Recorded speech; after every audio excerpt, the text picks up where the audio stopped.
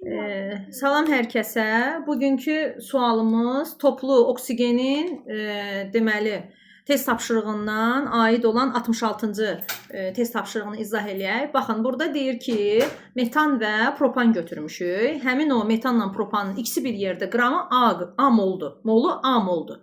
Və deyir ki, qarışıqda metanın mol payı 25%-dir. Mən bunu metanı bura yazsam, bir də propanı bura yazsam, birinə 0,25A yaza bilərəm də. Düzdürmü Elnur? Burada yazacağım 0,75A. Yəni A molun 0,25 əgər metana düşürsə, 0,75-i də propanın payına düşəcək və mənə deyir ki, qarışığın kütləsi 37 qramdır. Mən nə edəcəm? 0,25A vurulsun 16, 0,75A vurulsun propan nə qədərdir orada? 44. Bir dənə tez bunu hesablayaq.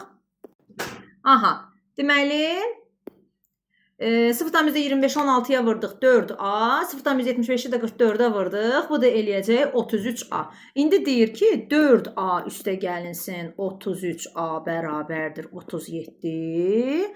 37A bərabərdir 37. A nəyə bərabərdir Elnur? 1-ə. Deməli, A-mız 1-ə bərabərdir. Bu da bizə deyir ki, qarışığın tam yanmasına sərf olunan oksigenin miqdarını hesablayın. Gəl onları yandıraq. CH4 üstə gəlinsin. O2 alınır. CO2 üstə gəlinsin. H2O. Videomuz viral olacaq. Elnur deyəcəklər. Elnur kimdir? Müəllim izah eləyir. Elnur burada mənim şagirdimdir. Mənə qulaq asır və buradan həm də səmərəli istifadə eləyirik ki, izah eləyək. Digər şagirdlər də, digər yoldaşlar da yararlansın. C3H8 üstə gəlinsin oksigen, alınacaq karbon qazı, üstə gəlinsin su. Əmsallaşdıraq Elnur. Burada bir dənədir suyun qabağına 2 düşəcək, oksigenin qabağına 2 düşəcək və propanda da deməli 3 dənə bura qoyuram.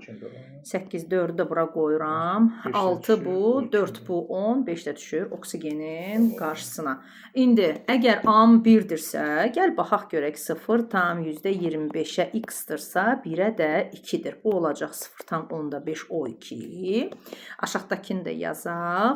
Deməli 0,75-ə x-dırsa, 1-ə də gəl bunu biraz belə eləyək. 1-ə də 5-dir. Bir dənə 0,75-i də vuraq 5-ə. Neçə eləyir?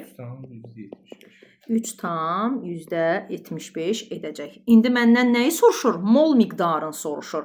3,75-in üstünə 0,5 gələndə neçə eləyir Elnur? 4,25. Baya bəndi.